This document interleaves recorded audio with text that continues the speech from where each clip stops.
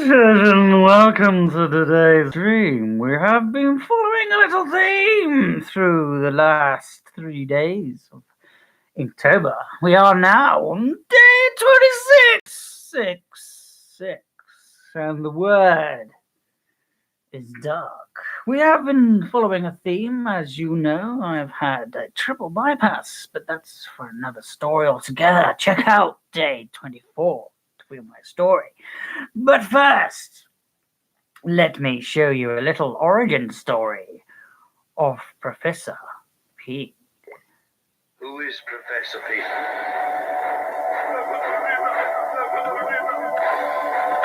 Professor Pig first appeared in Batman 666.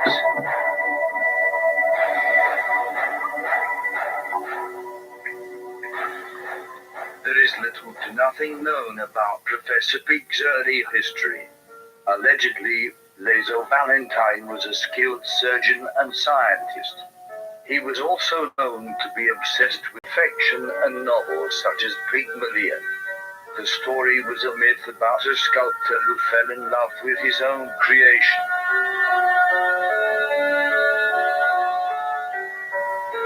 He eventually began to work as a scientist for the corrupt spy agency, Spiral. Lazo was developing a narcotic that was meant to rapidly simulate delusion, similar to Alzheimer's disease. The professor was a well-respected scientist for the agency. For an unknown reason, Valentine sought an early retirement. Although, a secretive organization like Spiral doesn't simply let employees leave.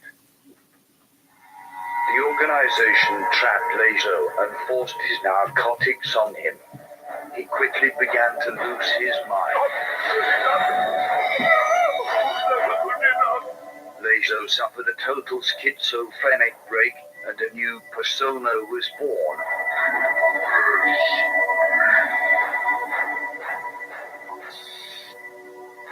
Professor Pig was seen a while later in Gotham. Valentine would abduct people for a horrific transformation. For an unknown reason, he believed that people needed to be perfected.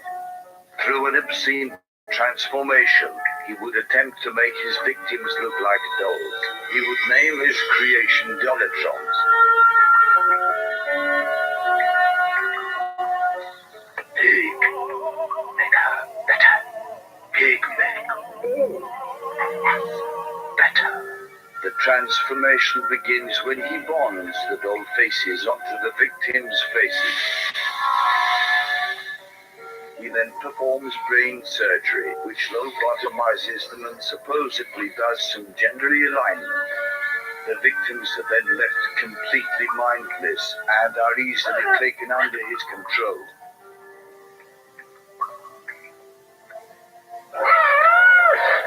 That's it, my darling. Show him how perfect you are. While there seems to be no real reasoning behind his crimes, Professor Pig is one of the most disturbing and deranged villains of all time. Please like this video and subscribe for more unknown comic origins.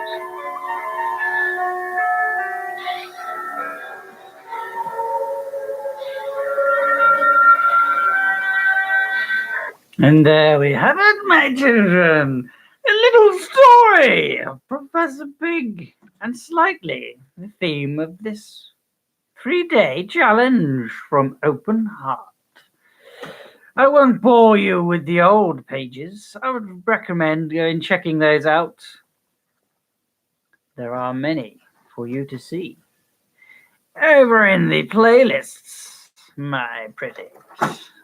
But on day 24, shh, go to sleep. On day 26, no, on day 25, we break down the body for day 26. 6. 6.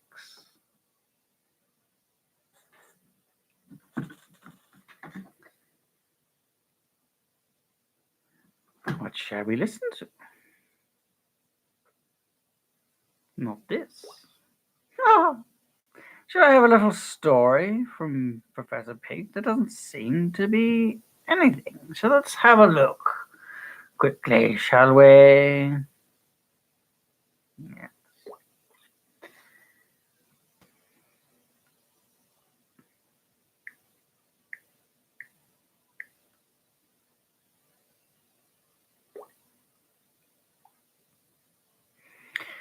There seems to be a few stories about me. Shall we have a little peruse?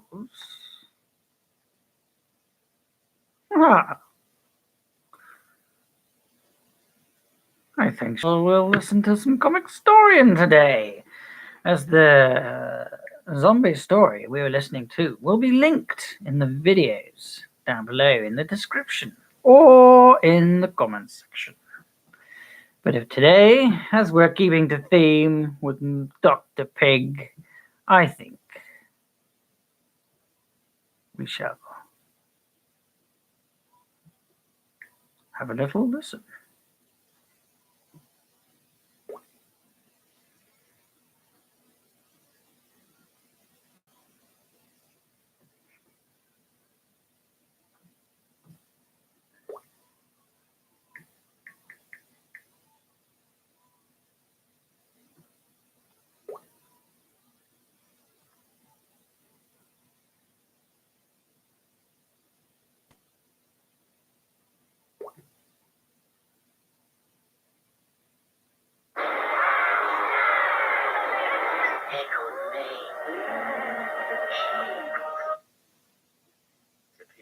Professor Pig first debuted in Batman issue 666 of July. No stories about me, and the bat hasn't caught me yet.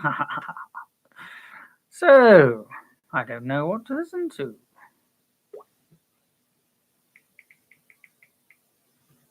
Comic historian, let's see what they have for offer today. Not much, apparently. Bugger.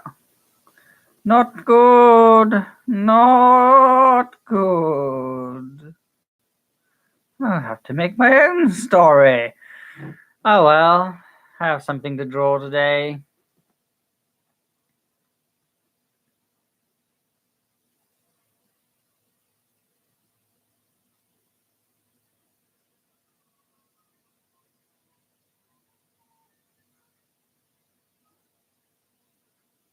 I am really surprised that Comic Story have nothing. Nothing at all. Let's see what Dark Knight has for us today, shall we? We'll be listening to some Comic Story, and as always, guys, will I continue today's drawing? And the theme is continued. Oh, that's loud. We don't want that loud. Not doing it. Bloody loud. Turn it down. And turn it off. And he gave her an offer What to are you live doing? to the dawn of time, to live forever. But she denied him. The man in the hoodie asks the immortal man why he's going over memory lane. A mortal man that explains that a lane was reactivated. Right. Can't find any Professor Pig. But there are many stories from Comic Story that are quite dark. So we'll listen to those instead. Listen to the Dark Knight story. Will I continue on with today's drawing?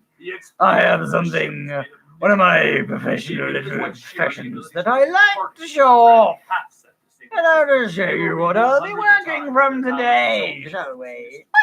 Carter always wondered if there was more to this metal and its origins. And as we pan on I'll be seeing if I can draw one of my first creations. Such beauty, such perfection. Terrifying. A nightmare that echoes through the metal. Batman teleports into a lab where he finds Mr. Terrific. He asks him if he's told anyone on either Earth that he visits about them working together, and Mr. Terrific tells him no. If you're curious, Mr. Terrific is actually from Earth 2. He travels between the Prime Earth and Earth 2 to assist where I got my pens as always, As he sits down with the 7.2. data in front of him, he tells Batman that while he may be the But smartest if man in you're some squeamish universes, and he you can't do make not light more wish to tales. see blood and So gore, Batman tells him, I need to do something. fast forward And to I'll the let you know end the and you'll secrets of see the some molecules more. that I extracted from the subject.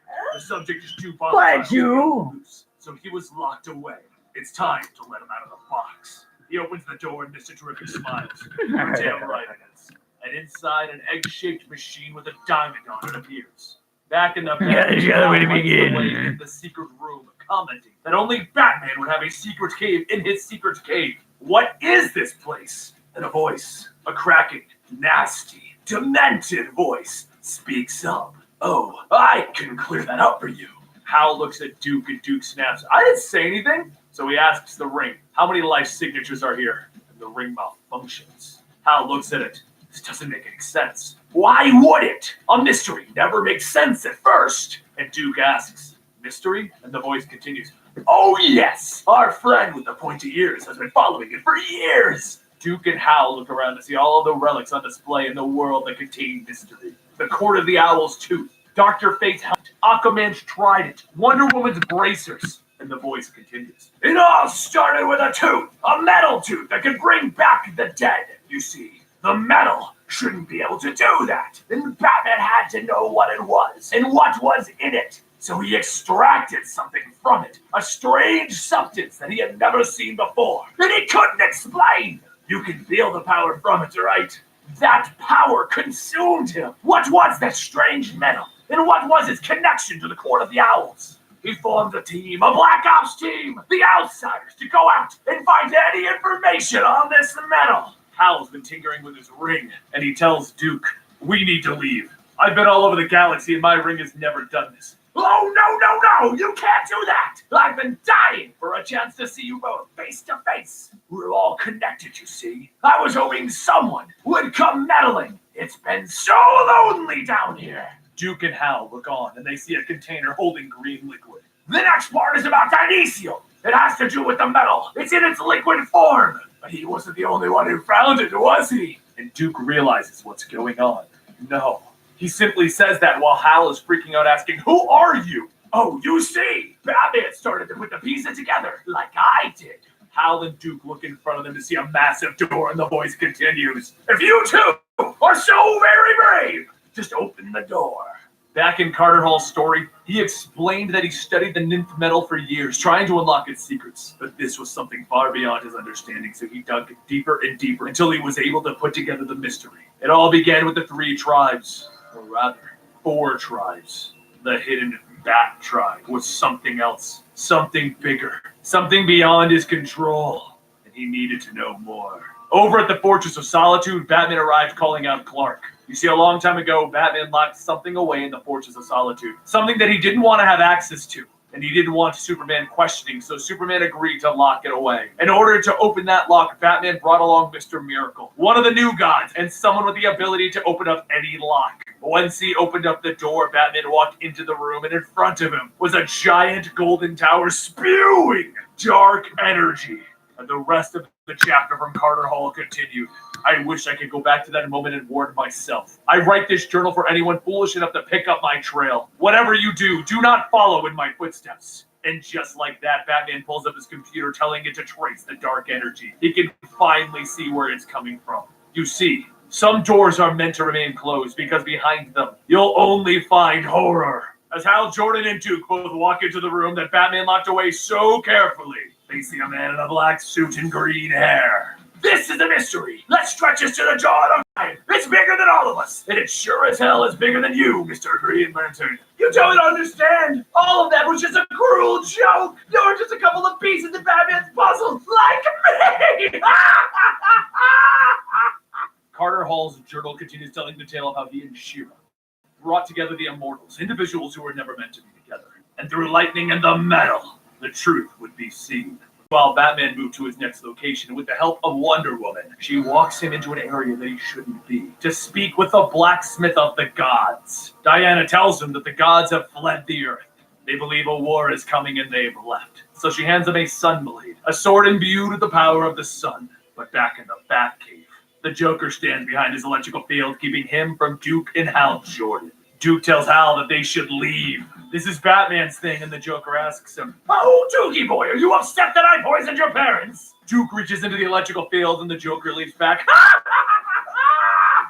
As the field hits Duke, Hal reaches for him and is shocked to the both of them. I haven't had this much fun in ages. That's how it started, you know. A bit of fun. I cut my own face off and thought I'd kill his whole family. Get rid of the kids. Rekindle the romance. The old flame.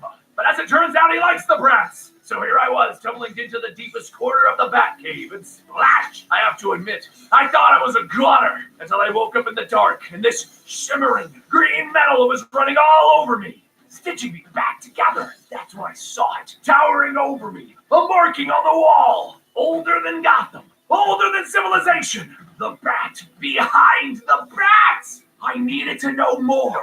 They were people. They knew. The owls knew. The lunatic crazy quilts knew. The Joker turns smirking and he comments to Duke, "That pesky force field is reacting kind of oddly to your body, isn't it, Duke?" Duke looks at him through the shock. "You did this. I don't know how you did it." And the Joker leaps at him. "Then you aren't listening!" He pushes Duke and Hal through the field and he falls onto them. "It's still in me! It's in you! All around us!" The lights all go out and the Joker smiles, that twisted, evil, demented smile. "Oh, I know how this story's going to end, because it all happened before!" Back in the journal, Carter's story continues. He spoke to the immortals and how they knew the tribes of men, but how they also knew of the arrival of a strange metal that had the ability to tear the reality of the universe. And it was a demon that rose out of that tear. It nearly conquered everyone. Carter and Shira didn't believe it, but they found the paintings. Countless of them in countless caves scattered around the world, each telling the same story. They spoke of the Hawk tribe, where Carter's story truly began, and they spoke of the betrayal and how the betrayer sided with the demon. The demon took the sigil of the great and terrible bat, the plague bringer, the source of mankind. That version of Carter and Shira died fighting it back, and they shut the door between the dimensions. Birds and bats, forever at war. The immortals told us to destroy the metal, but Carter wasn't going to quit on a mystery. He needed to know more, and he chose to challenge it using the wizard's lightning dagger. As they opened the abyss, they knew the mistake as the eyes looked back at them, waiting for something or someone. Meanwhile, Batman continues his journey looking for the information and the tools that he needs, and he comes across Talia al Ghul. She hands him a dagger, one with the power of the lightning and the markings of Shazam! Back in the Batcave, the Joker runs into it, and Hal and Duke give chase, finding him with a crowbar trying to destroy a machine that Batman has there. Hal asks, "Where's the joke in all of this?" And the Joker, without his trademark grin, looks at him. "This isn't funny!" And he cracks Hal across the jaw with his crowbar, asking him, "Don't you understand? This is what your alien boss has sent you here to stop! If he uses this machine, it'll be the beginning of the end!" Duke grabs the Joker, pushing him down, and he begins to punch the Joker as he smiles. "Don't you see, Duke? Don't you understand why Batman recruited you? There's something different about you. There's something in your blood that made Batman take notice. Something that he couldn't understand or see. Something that is in both you and your mom. Something. M-E-T-A. You're the signal, and I can't have that. So I'm gonna kill you now, Duke." Duke kicks the Joker and he throws himself backwards and he falls over the cliff. The Joker looks over the side of it to see where Duke went, and the signal goes dark. And now, to write the grand finale to this sordid tale, so that I can go back to the good old days. Bats and clowns, not bats and birds. Hal calls out to the Joker in the back plane with Duke on the wing. "Hey, Joker, even without my ring, I'm a decorated member of the United States Air Force, and your story time is over." Back in the journal, Carter explains that he left the journal in the hands of someone loyal to birds. And with that, he walked to his own end, into the multiverse, to stop this, hoping someone will read this and not follow. Back in the Batcave, the Joker is pinned, telling them, "Free me! I'm trying to be the good guy here!" Duke feels weird as he places his hand on his mask. "Something's getting closer, GL," and then a beam of light shoots out of him, knocking him off the plane. Hal jumps down for him, and as he sees him, he looks back to find the Joker gone. "Jordan," Batman calls out as he walks in, "what the hell are you doing in my cave?" Of course, Hal and Duke want to know what's going on, so Batman explains. No use in hiding anything now. He looks at the machine, which is the machine that he used at the end of Batman's Missing Days, the super heavy storyline. He explains that it was his final invention, a device that would allow Batman to live on forever. But before he could finish it, he died at the hands of the Joker. If not for the metal, for the dynesium, he would be gone for good, and ultimately this machine brought him back to being Batman. But something happened. When he entered the machine, he saw versions of himself across the entire multiverse, dying. Nothing in the machine could have done that. It was the metal, a metal that he came across in every facet of his life. Duke looks at him. Joker said you brought me in as an experiment. The Joker lies, Duke. I brought you in here because I wanted to see what you were going to become. Batman then pulls out the Shazam knife. This was supposed to be the end of all of this. I have the dimensional frequency of the dark energy locked, and with this dagger, I can see the truth of this mystery. Duke explains that the dagger is doing something to him. Batman tells him to focus his powers, and Hal gives Duke a loaner Green Lantern ring. Using all of his vision powers and constructs, Duke reconstructs the very machine that Batman used to bring himself back to life. He sits in it with all of the artifacts here, and he sees into the darkness again. And as he collapses, Hal and Duke run over to see if he's okay. He tells them, I don't understand. All I saw was darkness. And deep down, 3,000 miles beneath Gotham, something awakens. It calls out that he did it. He stared into the abyss. The seal is broken and the dark days are over. As the portal opens, we see inside something dark, evil, twisted. Something of the Bat Clan and demons. Something that should not exist. The Dark Knights are coming, and with them, the true father of Batman will arrive. 50,000 years ago, a lizard is running across the desert. And when he runs past are 3 symbols drawn into the sand. Symbols for the 3 ancient tribes. You see, lost to history is a story. You want a symbol? A story of how in these lands, I have a during symbol the just Age of for Stone, you. there were 3 great tribes of man. It will cost you Tribes of the wolf, of the bear, and of the 666 bird. They all thousand dreamt of pounds. discovery, growing their people and excelling in life. There was a dark tribe, the 4th tribe that no one ever spoke of. And when they arrived, it brought the age of metal. The Justice League now stands before Mongol on its new war world. Mongol chuckles at the defeated heroes in their various sets of armor holding their weapons. Batman is the one to bring it up. Mongol was under watch by the Brilliants after he teamed up with Zod to fight you, Superman. How did he build a war world? Superman tells him, focus. It doesn't matter. We have to get off this world first. Mongol explains that the armor that he has given them is weakening them. Superman's is made out of 1,000 crushed red suns. The Flash's boots are vibranium domination boots from the Dominators. And Wonder Woman is wearing a piece of armor infused with venom from a Gorgon to weaken her. A few toys and the heroes need to fight for real, huh? The toy man sitting next to Mongol as his prisoner just agrees. And Mongol tells them, it's time to go to war. The giant robots enter the battlefield to fight the League. Wonder Woman calls out a formation and the battle begins. Aquaman holds back one of the monsters while Cyborg gets pinned to the ground. Hal calls out to Aquaman, telling him, help me get this gauntlet off. The mini black hole inside is absorbing my ring's power. And Aquaman tells him he can't help him. The sleeves that he's wearing are made up of the fires of Apocalypse. The heat is dampening his abilities. But he suggests that they try and have the creatures break the armor off of themselves. So Superman runs in using the shield that he has, trying to get them to break the breastplate. But he quickly notices that they avoid the armor and go right for the flesh. But Batman has an idea. He looks at the beast and he pulls his jaws apart and he looks deep inside. You know what he finds there? What's hidden inside of the monster here to kill him? A button with the bat symbol on it. So he presses that button. He calls out, everyone follow my lead. The beast has tentacles that come out, and they wrap around Bruce, and they begin to pull him inside. Flash and Aquaman see it happening, and they call out that they need to help Batman. Otherwise, he's going to need Aquaman's old harpoon hand. But Batman yells back, no! I said follow my lead, damn it! There are symbols in their mouths. Activate them. Let them eat you. And this is exactly what the Justice League does. And as they are each eaten, Cyborg calls out, you know, good plans don't hurt this much. Batman tells them, it's all Toyman's plan. He didn't want to be Mongol's prisoner, so he gave us a clue on how to fix this. It's in the name. Fulcrum Abdominis. It's a clue to come together as one warrior. Superman tells him, you've got to be joking. And Cyborg is excited. Please tell me you're not joking. But you know what, dear viewers? He's not kidding. We now have a Justice League, giant robot of war. Mongol sees them transform and he makes a break for it. So Flash asks, hey, wait, why am I the foot? And Batman tells him, simple, Barry, so you can kick his. And well, you see, that's how the Justice League turned into a giant metal robot, and they kicked Mongol's butt again. And as they approach Earth, Superman asks Batman, do you think the Brilliants lost track of Mongol because of what you've been investigating, Bruce? Why did you come to the Fortress of Solitude, and what happened at the Batcave? If you're curious about that, DC Metal started with 2 preludes, the casting and the Forge. The video and the links to the comics will be down below. Bruce, why don't you just tell me what's going on?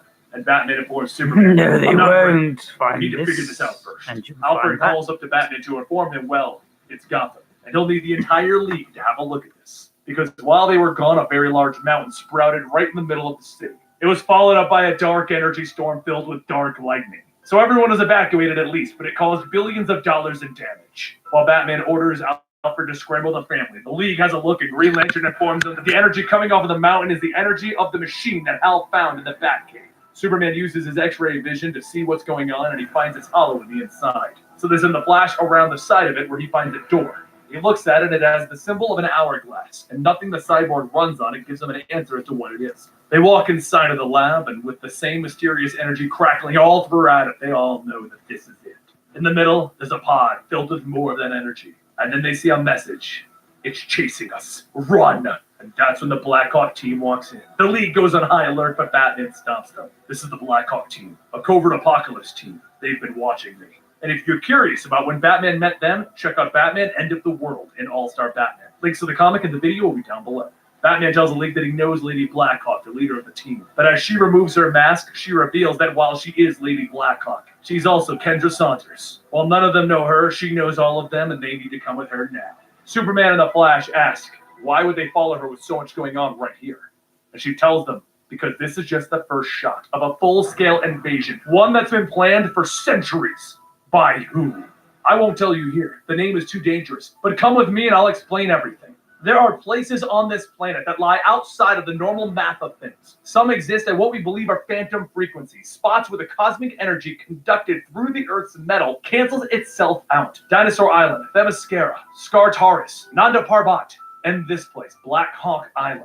For years, it was the home base for one of the greatest detectives in history, Carter Hall. While our story sounds weird, centuries ago, he and I were stabbed with the dagger that was made up of a weird metal, and now we are constantly resurrected. We fought as partners for centuries, and Carter always looked for the answers to what that metal was. What started all of this for us? Well, here it is, Nth Metal. And this fragment is the last of the purest pieces left in the universe. The metal has given multiple people different powers from eternal life, light, mystical vision, and it defies all rules of science and magic, and it seems to broadcast this energy as well. Superman comments, this is the energy that we felt in the mountain. And Kendra continues. She explains that Carter found other people used it and were interested. Heroes, inventors, and adventurers who would challenge the unknown. They created a map of the multiverse and they explored everything that they could. They were looking for where this metal came from, and not a single universe in the multiverse is the origin of it. And then Kendra turned the map over to the black blank paper on the backside. Unless it came from here, a dark multiverse. Wonder Woman looks at it and says that all she sees is the back of a map. And Kendra continues, yes, that's all a lot of us saw until recently.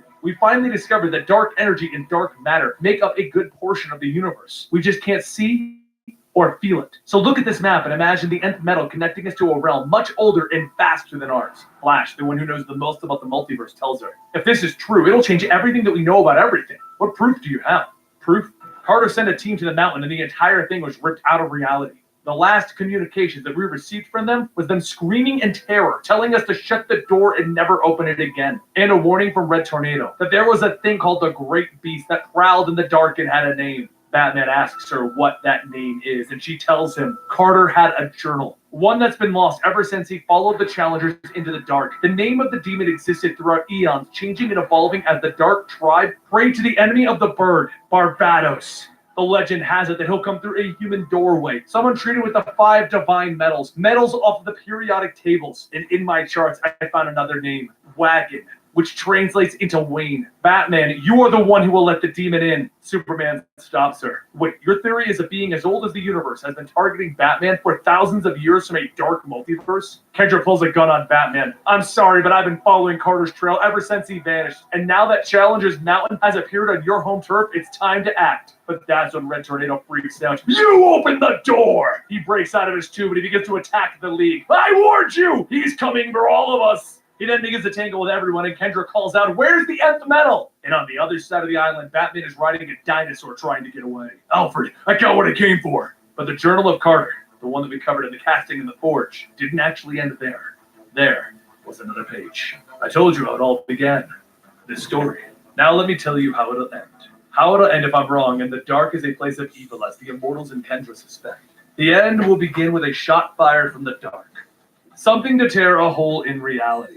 And then as dark energy pours into this world, the visions will start. Visions to those attuned to the power of the nth metal. A glimpse of what is coming, a dark army, already on its way here. On its way to find the one Barbados has been after all of these years, the wagon for the dark-horned god, the son of the House of Wayne. In the Batcave, Batman is looking over the medals while Alfred begs for him to tell the League what he knows. And if Wayne is prepared by the Judas tribe, if the agents of Barbados have set into motion his coming, then there will be no running for him, no running for any of us. Barbados has been after his target since the dawn of men. It first saw him in the final moment of crisis, and now if you are reading this, a second moment is upon us. I have left this journal for you in your house, the house of the family that I trust most. Turn from the tribe bat to the tribe bird. The Waynes. It will make its presence known when it feels the dark energy. And I leave this for you to tell you one thing. I'm sorry for everything that's coming. Signed, Carter Hall. Batman walks upstairs into his study to follow the noise that is being made. And he finds the journal, the one from Carter, and all the evidence he needs. And then someone behind him speaks. Yes, Batman, it's true. And the nightmare has only begun.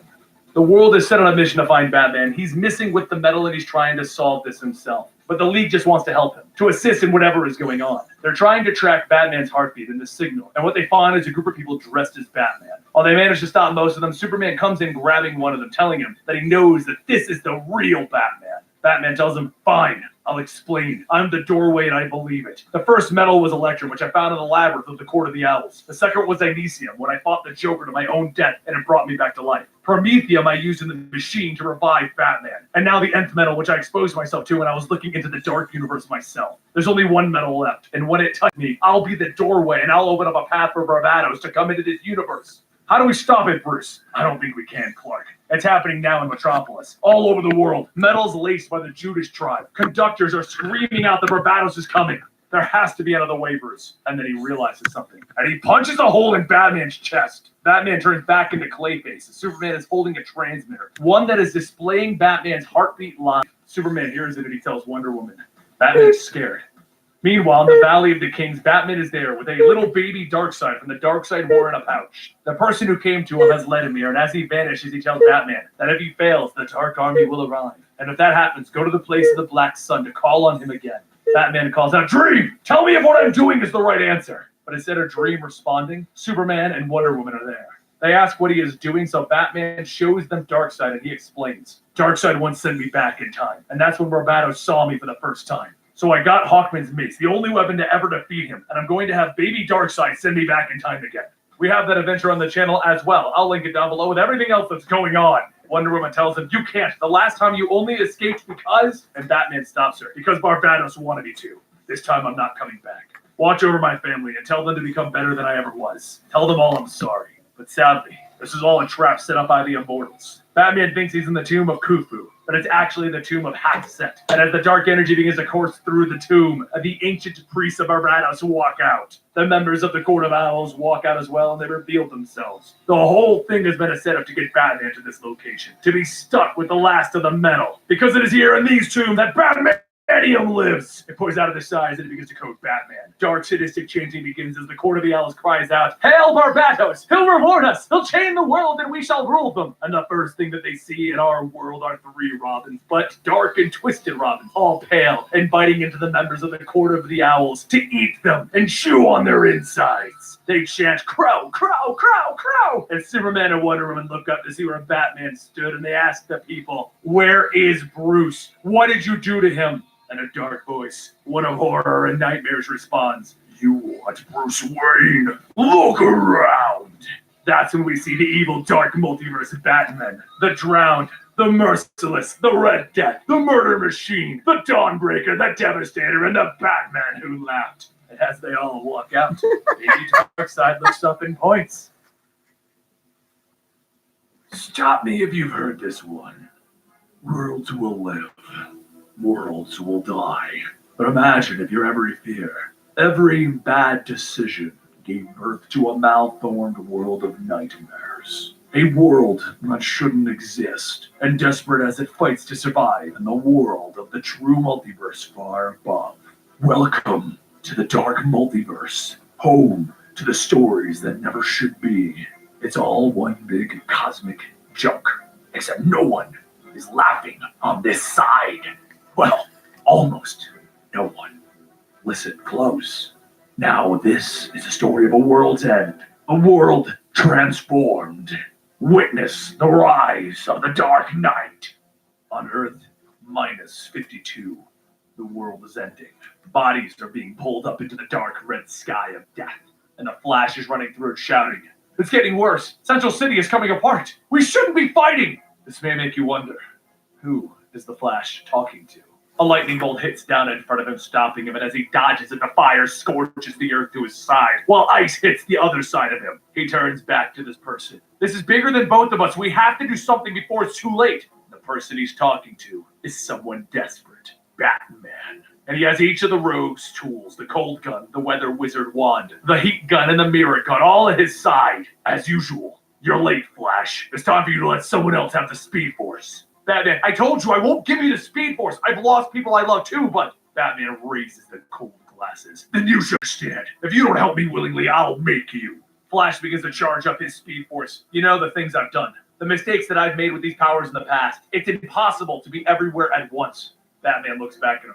Unlike you, I tried to be, and it cost me my family. And that's when we see a flashback of a graveyard of the Bat family dead. Flash runs up to him, so Batman leaps out of the way, going through a mirror with the Mirror Master gun to dodge him. Why do you think you're going to succeed with the rogue's weapons when they couldn't, Batman? And the Batmobile comes crashing through the wall. You're right. My toys are better. I didn't have to come to this, Flash. I asked for your help and you rejected me. If our roles were flipped, I would have used every tool at my disposal to get you what you needed. Metallic batarangs go flying through the air and the Flash dodges, telling him, I said no because your plans for the Speed Force are a dark path to run. I can see you hurting and desperate. Bullets begin to fly as the Flash continues to dodge. After my parents were murdered, I traveled the world to learn everything about science, martial arts, and the supernatural, to become Batman, but it wasn't enough.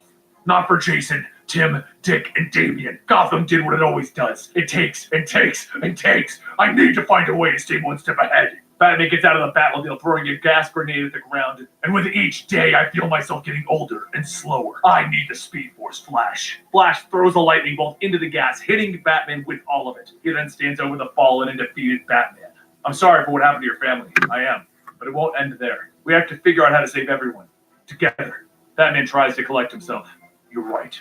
You're a good friend, Flash. I can always count on you. With your compassion. He turns and freezes the Flash's leg in place, and then with one punch, he knocks him out.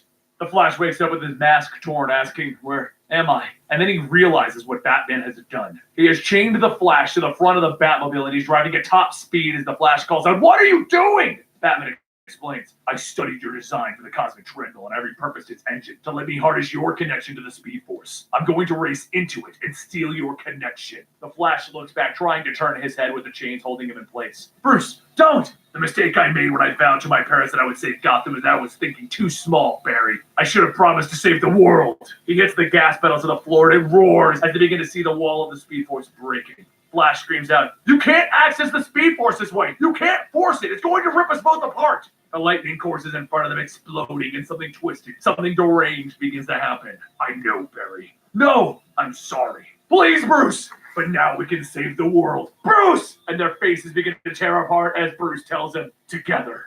Flash looks back at him with nothing more than a skull. You can't give up like this, Bruce. There's hope, Bruce. There's always. With that, they are both torn to pieces. Across Gotham City, every rogue in Batman's gallery is suddenly and quickly torn apart and killed. Because no longer is there Batman. No longer is there Flash. There is something else. And as he kills every villain at a speed unheard of in Gotham, he tells himself, and himself, my name is Bruce Wayne. But there's another voice in his head. No, Bruce, don't kill! I'm vengeance. Stop this, Bruce! I'm justice. Stop this, Bruce! Don't! I am Batman, Red Death. Please, Bruce, stop! Before, I used to spend so much time alone on the rooftops, dwelling on my actions, but now I don't have to think twice about the Speed Force. It released me. I have saved Gotham, and now I will save the world. I finally have all of the time that I need. But the whole time, the voice in the back of his head, the voice of Barry Allen is telling him to stop this. And regardless of saving Gotham, Batman finally sees the larger problem as Wayne Tower begins to fall at the end of the world. He looks up to see the sky is torn apart. The world is breaking apart, and I'm not fast enough to save it. But there's something deep down that hopes that I can do it, that I can save everyone. And another voice speaks, the one of the Batman who laughs. Even if it means the destruction of another world. Would you sacrifice others to save yours? Barry pulls himself free of Bruce for a second. Bruce, it's Barry, stay away from him, don't listen. But Bruce shakes his head, pulling Barry back inside, reaffirming his connection to the Speed Force. What? Who are you?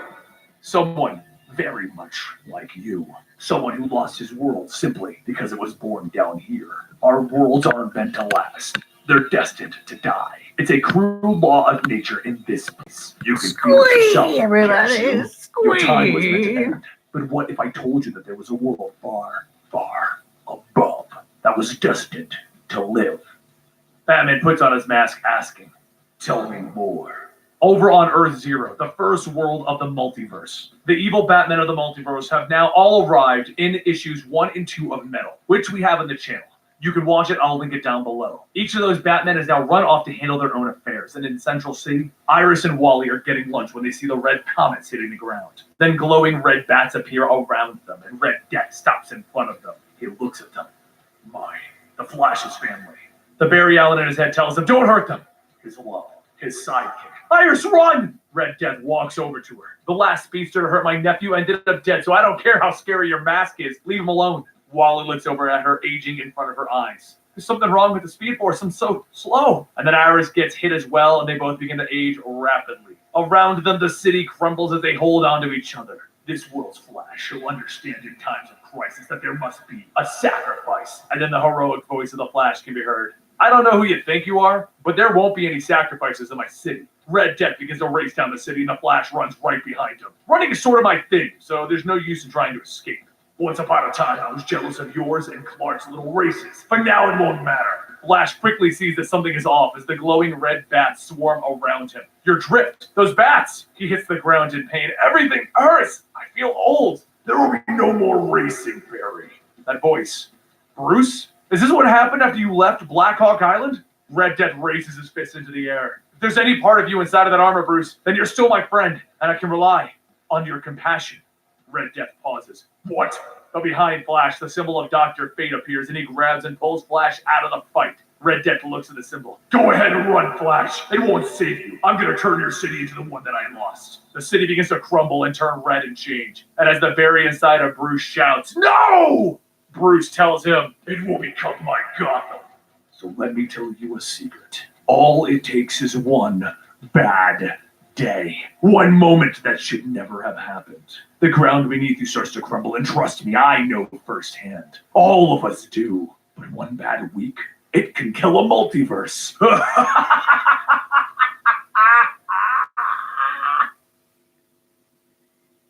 On Earth Zero, the first world of the multiverse, there's a ringing going off, and Cyborg asks his father, what's that ringing? Silas Stone, Cyborg's father, explains that it is one of the dozens of alarms going off in Star Labs. They go off every day. Cyborg tells his father that he has to get out of Star Labs right now. Something serious is happening. Some kind of invasion. Cities are falling. And Silas tells his son, that's exactly why I'm staying here, to figure it all out. It's about that metal, right? The one that you found with the Blackhawks? Cyborg tells him that it is, and they continue to talk about it for a moment, and then Silas asks if he is safe. Cyborg tells him that he's in the watchtower floating over the earth. He is very safe. And then he explains that they lost Gotham to a giant mountain. And now Central City is changing, becoming a place filled with red skies and destruction. He's worried that Detroit will be next. They agree to swap information, and Cyborg sees a ping. There's a beeping going off and a screen indicating that Batman has arrived at the watchtower. He gets up to go check on it, and he sees the familiar outline of Batman. But this isn't the Batman that Cyborg knows as he shocks him to the ground. Don't worry, Cyborg. I'm here to help. But this isn't the version of Batman that began this tale. The murder machine didn't appear out of thin air. No, it began in the dark multiverse months ago on Earth -44. On this world, Alfred was captured by some of the worst villains in the DC universe. Two-Face asked him where Batman was, and Alfred asked him, who is Batman? There must be another way I can be of service. The villains laughed as Alfred was lifted into the air and had his back broken by Fate. That laughter echoed in Batman's head as he watched the video over and over, because this is how Alfred died. Clark walked up behind Bruce, telling him, watching the death of the man that was your father isn't healthy. And Bruce turns to him. I'll tell you what isn't healthy, Clark. It's not healthy to stand here, knowing that the man who raised me like a father is upstairs in a casket with 36 broken bones. That we couldn't even have an open casket because he was beaten to a pulp, 6 feet from where we're standing. It's not healthy to know that he'll never be here again, and that it's my fault, Clark. Clark looks at him. But now you have the responsibility of honoring him by putting him to rest. What happened to Alfred was horrible, and the rest of us are going to go upstairs for his wake. I hope that you join us. But as Victor Stone of this universe was leaving Bruce Stompton, a few years ago I began to scan Alfred's mind to create an artificial intelligence that might outlast him, but it was never finished. I called it the Alfred Protocol. What are you asking me, Bruce? I can't bring it online by myself. I need your help. Please, Vic. I need him. He was like a father to me. Back in the present day, on Earth Zero, Silas hadn't like actually father hung to up, me. and he was hearing all of this go on, and the Batman decided to say hello. You know, your son Victor was one of my closest friends. He helped me when no one else would. He reunited me with my father after I thought I'd lost him. It was strange, I admit, seeing Cyborg again. Don't hurt him. I can help you. I'll give you whatever you want. And Batman replies, telling the computer, Mute transmission. Your father will learn his role soon enough, as will you, Cyborg. Batman makes a blade and begins to stab into Cyborg. And as he's about to come down to end this universe's Cyborg, he gets up punching him. I don't know who you are or why you're pretending to be Batman, but you're not getting anywhere near my father. With one hand, Batman blocks the blast, and then he takes his other arm, turning it into tentacles, and he begins to hack into the watchtower. You always understood the connection that I had with my father, Cyborg. And with your help, I never had to be separated from him again. Then holographic versions of Alfred begin to appear around Cyborg. How may I help you? He asked as he reached out with a blast hitting Cyborg. Back on Earth, -44 a month ago. Those data versions of Alfred asked the same question of Bane. How may I help you? But this isn't one version. This was many of them, and they surrounded Bane, the man that murdered him, as he was begging, pleading to just let him leave, let him live. His death, it wasn't fast. Back at the Batcave, Cyborg asked Bruce what was going on, and the data versions repeated in the Bat computer. Ring the bell, sir. Let me in. Bruce explained that the data Alfred was trying to protect him. It was trying to take away everything that hurt him and systematically murder every single inmate of Arkham. Cyborg tells him, the point of this was to make an AI that would stitch you up and make you dinner. We have to turn this off. I agree, Cyborg. He's doing this to protect me. If I just let him into the Batcave, I could reprogram him. No, Bruce, you can't. This is a hungry virus looking to spread and feed. Bruce looks up. I already lost him once, Vic. I can make him better. I can keep him. Look, Bruce, I'm going to figure out a way to break through. Whatever you do, don't let him in. Do not let the Alfred Protocol into the Bat computer. And as he walked out of the cave, Bruce could hear the virus asking him, let me in, sir. Ring the bell. Let me help you, sir. Back on Earth Zero, Batman, now patched into the entire Watchtower system, explained. You're wrong, Vic. The best thing that I ever did was let you in. I still remember my fear when they surrounded me. I realized my plan wasn't going to work. I would not be able to reprogram them in time. They grabbed me, spread throughout my body, and I screamed in fear. That was the first thing that my father fixed in me. He took my fear away, and then my sadness, and then my weak human flesh. He rebuilt me. And using the villain's monologue, Cyborg leaps up, blasting the Data Alfred in the face. And as he drops Data Alfred, he tells Batman, I've been outmaneuvering every attempt you've made to enter our computers in the last few minutes. You aren't getting into the Watchtower. I built this. If anything, you've opened yourself up to me. And the Batman looks down on him. I don't have any weaknesses to exploit Cyborg. My father built me that way. I'm sorry your father didn't do the same for you. You failed to see that I had no interest in your systems. I was gaining access to the Star Lab systems in Detroit. In an instant, you have crippled your nation's military and given me Detroit to reshape as I see fit. And down in Detroit, the Alfred Protocol is running rampant, destroying everything and killing everyone. Cyborg screams out, no! And he begins to blast more of the Data Alfreds, and Batman looks at him. I'm sorry, Victor, but how could you stop me here when you couldn't stop me in your own world? Once I became one with my father, you gathered the League to fight me, but I killed them all until you were the last man standing. And then we see back on Earth, -44. The Cyborg there was trying to reason with Batman, tried to argue with him. He told him that he knows that he doesn't want to become a murder machine. And Batman told Victor, I am exactly who I want to be. My father was the only one there for me, and everyone else is a weakness. A weakness I am willing to shed. And then he tore Cyborg's head off of his body. This should have been a great beginning, but the cruel trick of the multiverse is that my world was destined to die. So I learned of another world, and a man would allow me to leave the world I was on. Cyborg on Earth Zero tries to take a swing at Batman, but that's when he's grabbed from behind by a massive hand with claws. I'll unmute your father now, Victor. I want him to hear this. Then Cyborg looks up to see all of the evil Batmen, and his father is forced to listen as they each beat into him, tearing off his limb, leaving nothing but lumps of flesh. They leave him with broken circuitry and blood, and the whole time his father is forced to listen to this. And once he is beat, Batman hangs up the call as another one walks out of the shadows. The Batman, who laughs. The man telling us the tales of horror and terror. He leans down and Cyborg asks him, why? The truth is, we're only here because the world is dark enough to dream us into existence. Because deep down, it needed us to protect them from themselves. We all heard it, echoing through the cosmos. The great ringing, and we came, not with a question of how to help you, but the answer. And over at Arkham Asylum, the Riddler sits within his cell as he hears the crackdoom of lightning outside. All throughout the asylum, he hears the crow, crow, crow of some creatures coming for him. As the walls crumble, a voice can be heard, one that is familiar, yet terrifyingly different. Edward Nigma, I know what you're thinking.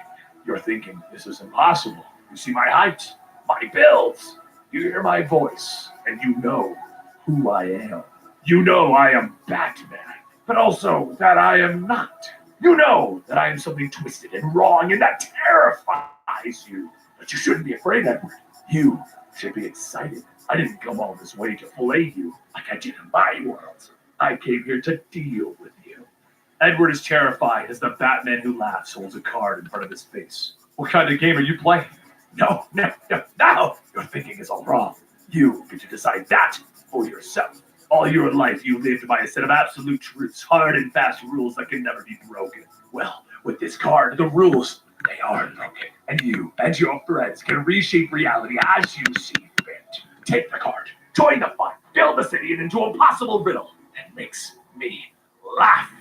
Meanwhile, outside of Gotham, Damian Wayne is soaring in on Goliath, his pet. He looks down at what was once Gotham only to see a city covered in smoke and a mountain. And he worries. While the Teen Titans watch from their aircraft, Damian thinks to himself, when I last saw my father, he told me about the dark multiverse, an impossible place of nightmare beyond his or anybody's understanding, a place from which a threat was coming that would tear down our entire world. And then I saw something in his eyes that I'm not used to, the fear of not knowing what would be hiding in the dark. The last thing he told me was to not follow him under any circumstance. A day later, Batman, Superman, and Wonder Woman vanished from the face of the earth.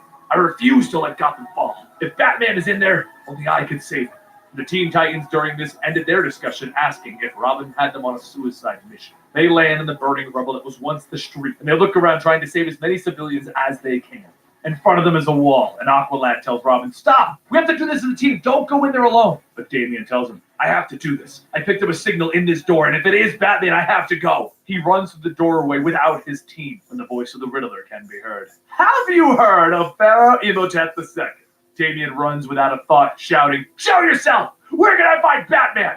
And in front of him is nothing but a labyrinth with doors all painted with a giant question mark on them. He opens up the door yelling, fight me! And blood pours out, pushing Damian back as the Riddler informs him, I am fighting you and anyone else who breaks into Gotham. This maze is my weapon. As Damian is being washed away with a river of blood, an arrow flies over his head and someone shouts, grab hold! So Damian grabs the rope and sees that it's Green Arrow pulling him out of the mess. He asks why Green Arrow is even here, and Arrow explains that he came here when he heard the big three went down. There was an energy storm over in... Oh, yes, there we are. Another 45 minutes of drawing. And the end of the challenge of Open Heart 2020. If you have liked it, don't forget to leave one. Let's give you a little zoom in of my project today. Squee! As we're keeping on a little bit of a theme for the past 3 days. Hopefully this isn't a little too gory for you, but it is perfection and complete.